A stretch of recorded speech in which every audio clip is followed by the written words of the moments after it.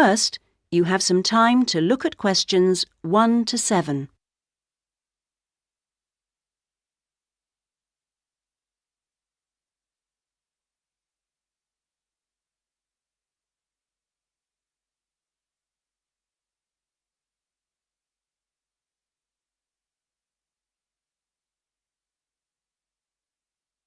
You should answer the questions as you listen, because you will not hear the recording a second time. Listen carefully to the first part of the conversation and answer questions 1 to 7. Hello? Hello, this is Hilary. I'm calling about the house. I'm moving in next week. Oh yes, Hilary. This is Judith. I met you when you came to look at the house. Yes, I just had a few more questions I wanted to ask. Of course. Well, first, about the rent. I realise I didn't check what it included. Yes, that's important. It includes most things. We don't have to pay extra for heating, for example, just for the telephone, which is fair enough, I suppose. Local taxes are part of the rent, so that's not a worry. That's fine. Then I remember I should have sent my letter of reference to the landlord by now, but I haven't got his address. Yes, you should get that off right away. Address it to Mr. Crawley. He's at 14 King Street. Is that in Exford? Yes. And then you'll need to put the postcode, of course. It's AP12 7QT. Got that, thanks. I also realise I don't know exactly what the house has in the way of equipment. Is there a microwave, for example? There isn't. None of us feels the need. Oh, fine. I'm sure I can do without one too. What about a hairdryer? Maybe you should bring one, if you need one. I'll buy one, yes. And TV? Oh, yes. We've got 2, in fact. Was there anything else? I just wondered if there were any rules. Not really. We share the cleaning, things like that. We do have to be careful about loud music. Yes. So we've agreed that there shouldn't be any loud music after 9, and that we don't play music at all in the living room after 10. Up to 11 in your own room's okay, as long as it's not too noisy. That sounds good. And is there somewhere safe I can keep my bike? That's difficult. To be honest, lots do get stolen round here. We haven't got a garage, so we tend to park ours in the garden so that they're hidden from the street. OK. Now, I hope you like cooking. Yes, I do. Do you all have shared meals? Not very often, actually. But when the weather's good in the summer, we like to have a barbecue together, which we do each Wednesday. We tend to go out at weekends. Sounds fun. Before you hear the rest of the conversation, you have some time to look at questions 8 to 10.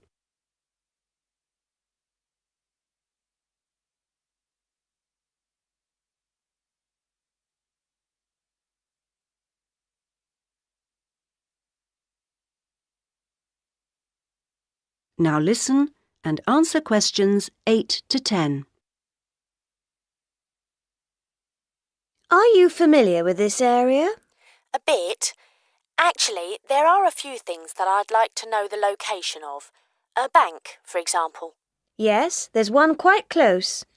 You just go up to the junction near the house, the one where 4 roads meet, and go straight ahead and then take the second left. It's a little way down there on the left-hand side. That's convenient. Another thing is that I'd like to check my emails quite often. I was wondering how far away an internet cafe was. Well, there are a couple actually, but one's much cheaper than the other. The one I use is very handy. You just go up to the big junction and then, well, I go straight ahead and then turn right so that it's on the right-hand side. Fine. And one last thing. Uh-huh. I need to go to the post office quite often. I'm hoping there's one quite close to the house. You're in luck. You'd walk up to the big junction and then, if you want a nice route, take the street that's slightly to the right. Then you'd want the second left and you'd find it on the right side of the street. Well, it all sounds great. So, we'll see you in a couple of days' time? Yes. OK. Bye. Bye.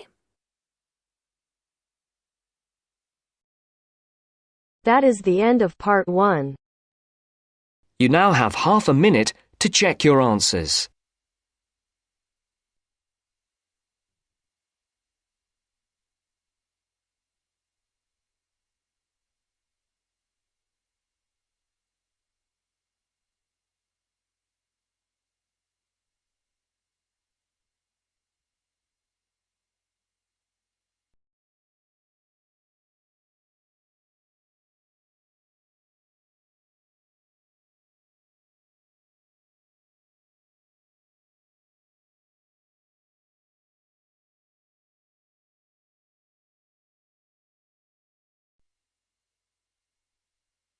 Now turns to part 2. Part 2. You will hear the director of a new art centre speaking to a group of local people who have come to hear what the new art centre will be offering. First, you have some time to look at questions 11 to 15.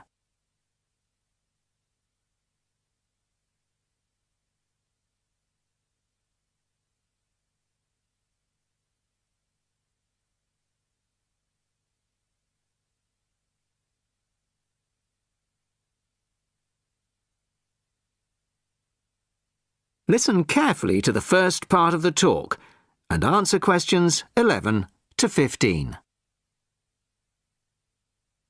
Well, good evening, everybody. Thank you all for turning out on this cold, wet evening. Welcome to our new art centre. I'm delighted that so many people are interested in finding out about the facilities and events that we'll be offering. I'll start with the regular evening events that we've scheduled so far. Sunday night will be film club night. Each week, we'll be showing a classic film from the 40s, 50s or 60s. Films will start at 6:45, and afterwards there will be an opportunity to discuss the film in the cafe bar for anybody who'd like to. Tickets for the film will be £5, but the discussion afterwards is free, although anybody who wants to buy me a drink is welcome to do so. On Thursday evenings at 7:30, the auditorium is given over to productions by touring theatre companies. This coming Thursday, we're very excited to be welcoming Pizzazz, a drama company featuring both able-bodied and physically handicapped actors. They'll be performing a rather special version of William Shakespeare's The Tempest, featuring music and dance, as well as dialogue. Fridays and Saturdays will be music nights, starting at 8 p.m, with classical or traditional music on the Fridays and pop rock on the Saturdays. However, as the sound system hasn't yet been fully installed, these events won't be starting for another few weeks. As well as evening performances, various events will take place during the day. So far, a mothers and toddlers session has been arranged for Monday afternoons, and of course, anybody can drop in for a coffee or a sandwich. The cafe bar will be open from 11 a.m. to 3 p.m. and 6 p.m. to 11 p.m. Mondays to Fridays, and 11 a.m. to midnight Saturdays and Sundays. Lunch will be served from 12:30 till 2, and light snacks will be available all day. Of course, this programme is just the start, and we expect to be announcing many additional events in the near future. Before you hear the rest of the talk, you have some time to look at questions 16 to 20.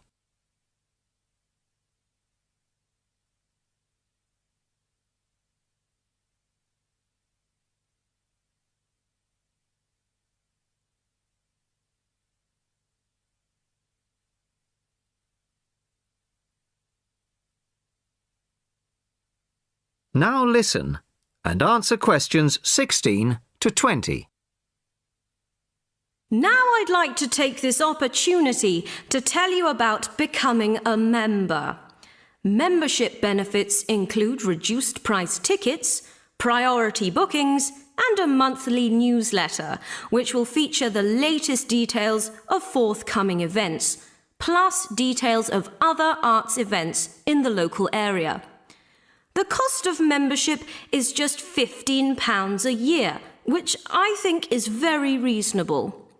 To get a membership card, you'll need to provide us with a passport-sized photo, plus payment, of course, by cash or cheque. We can't accept credit cards, I'm afraid, at least not for the moment. We hope to have credit card payment facilities available in the not-too-distant future. Then, when you want to buy reduced price tickets, you simply show your card at the box office or quote your membership number if you're making a telephone booking. Generally, a membership card will save around 20% on the full ticket price, so it really is very good value. Now we come to the most important part, your suggestions. It's your art centre, so we want to hear what you'd like to see.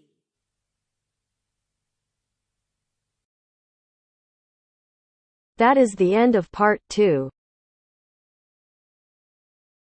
You now have half a minute to check your answers.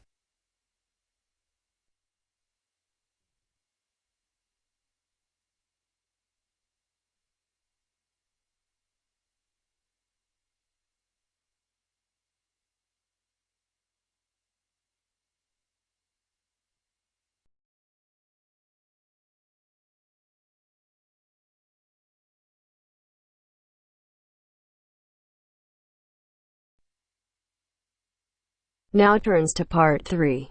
Part 3. You will now listen to a talk on bicycles. First, you have some time to look at questions 21 to 25.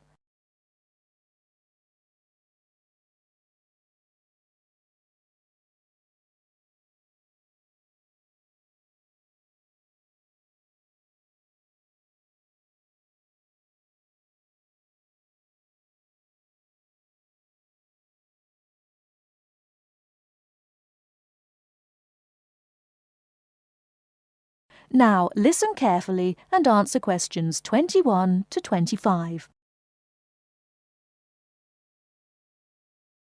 Today, we're going to talk about the latest bikes for professionals and novices. There's something to suit everyone from price to function. The Atlantis is a touring frame. It's also perfect for commuting and trail riding, and anything short of super fast road riding. The tubes are stout, to take touring loads and trail abuses. The tyre clearances are majestic, so you can fit tyres up to 2.35 inches. It's designed for cantilevers or V-brakes. If you have to limit yourself to just one bike and you want to be able to ride just about anywhere, this is the bike to be on. It is our most popular model for just that reason, and there isn't an unhappy Atlantis owner in the land. The Rambouillet, our all-around road bike, is available either as a frame with fork and headset for $1,400 or as a complete bike for $2,300. Compared to the Atlantis, it is a lighter frame, not intended for loaded touring or rough trail riding. As a road bike, it has side pull brakes. The Quick Beam is our version of the single-speed bike. We've done it a little better though. The crankset has a 42-34 combination, running an 18-toothed freewheel cog in the rear. And the rear hub is threaded opposite the drive side, so you can install a fixed cog of your own choice. In essence, you can have 4 speeds on the Quick Beam if you choose. The Quick Beam is available as a frame with fork and headset for $900 or as a complete bike for $1,300. This is a rugged, versatile bike that you can ride on the road as well as on rough trail. Before you hear the rest of the talk, you have some time to look at questions 26 to 30.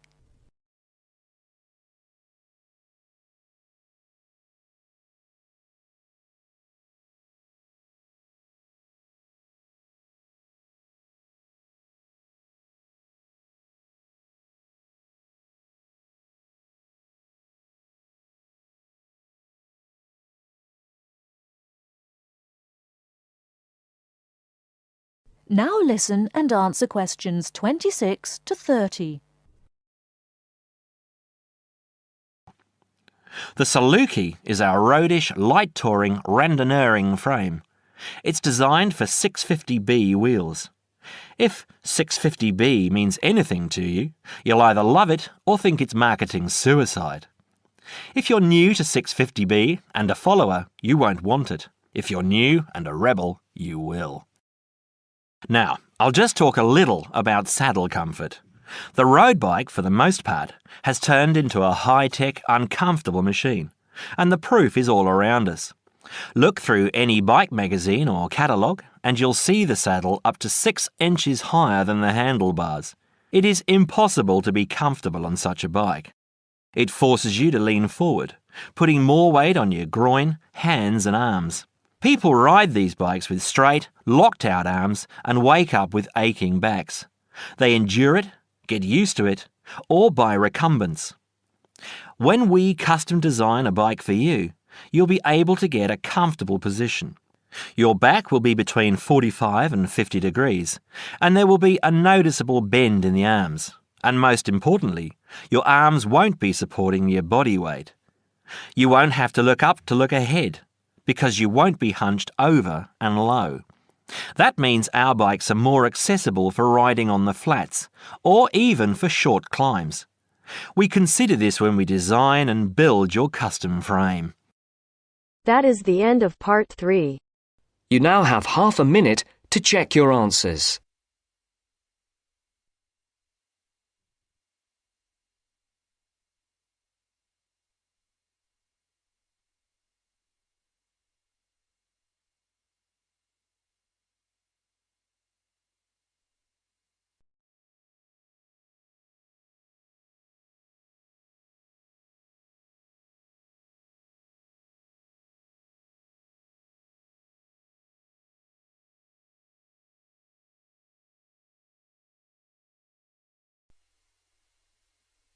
Now turns to part 4.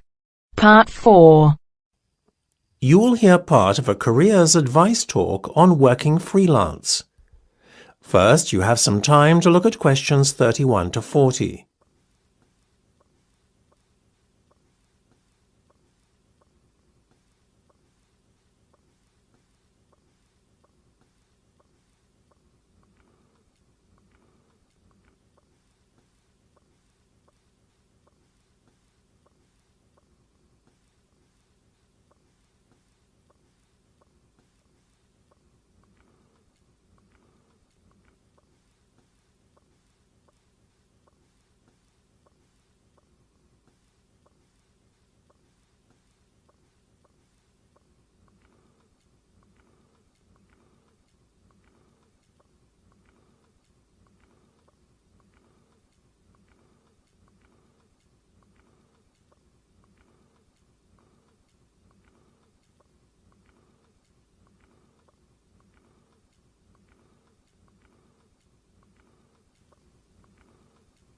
Now listen carefully and answer questions 31 to 40.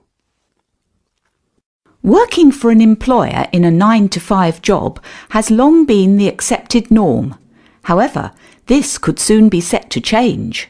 A rising level of unemployment, combined with a sense of disillusionment amongst employees with their workaday lives, is at the root of this modern-day revolution in the workplace. Now, there is a growing trend amongst people of all ages and from all walks of life to opt for freelance work rather than working for an employer. It sounds a risky option and a potentially stressful one, but on the whole, the benefits of freelancing seem to vastly outweigh those of working for someone else. In fact, recent research has shown that those who quit their jobs to work for themselves are the country's happiest and most productive workers. A study conducted by Dr. Jonathan Sapsed from Brighton University's Business School, in conjunction with the Arts and Humanities Research Council, looked at a total of 304 freelancers who were pursuing a range of professions in southern England. They found that, far from struggling to get by, many were not only doing well, but excelling in their new professions. So, what are the advantages of freelancing? Well, there are many. One of the most obvious benefits is not having to be answerable to a boss and having to face criticism or unfair demands.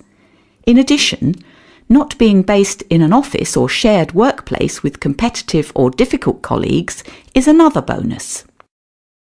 But what is probably the most attractive pull of working freelance is the freedom to determine your own work schedule. You are no longer at the mercy of a timetable dictated to you by your employer. If you have family commitments, these can easily be fitted around your working hours. Furthermore, if you have an off day one day, it's easy to make up time another day without having to face your employer's wrath when you are being less productive than usual. Those who work in creative and digital industries stand to benefit most from working freelance. In these fields, workers are at liberty to choose their ideal working location, as they are not restricted to working in a set place. It really is an ideal lifestyle that many would aspire to if they were more aware of the options available to them. Lastly, to add to an already convincing list of benefits from doing freelance work, there is the financial reward. Freelancers typically work a 38-hour week and earn a median wage of £43,000, well above the national average of £25,000, and are happier than other workers. It seems that people are now catching on to the myriad benefits that come with working as a freelancer. Currently, there are about 31 million people in work in Britain, and already 4.6 million are self-employed, thereby displaying the vitality of the freelance economy. In fact, so popular is freelancing becoming that it has even been suggested that the government needs to devise a new tax and other policies to support freelancers. Freelancing would seem to be the future of employment and the way forward. It is certainly well worth considering freelancing if you are doubtful about committing to working in a structured environment. That is the end of part 4. You now have half a minute to check your answers.